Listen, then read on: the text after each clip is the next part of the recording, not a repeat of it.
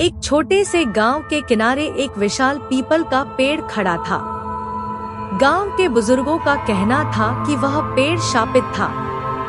वर्षों पहले एक साधु ने उस पेड़ के नीचे तपस्या की थी, लेकिन गांव वालों ने उनका अपमान किया। क्रोधित साधु ने गांव पर श्राप दिया और उसी रात पेड़ के नीचे उनकी मृत्यु हो गई।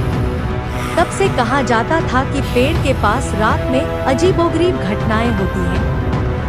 गांव के लोग उस पेड़ से दूर रहते थे, खासकर रात के समय।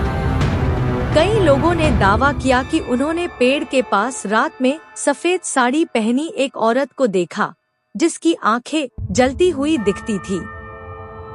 वह औरत पेड़ के चारों ओर घूमती और अचानक गायब हो जाती।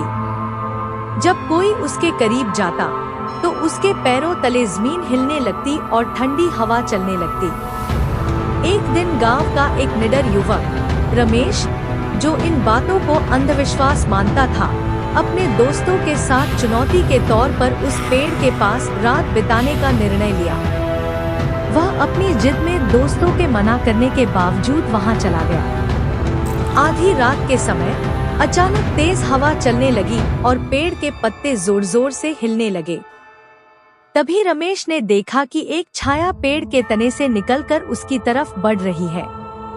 उसकी आंखें जल रही थी और वह किसी की आवाज में "मुझे मुक्त करो" कह रही थी।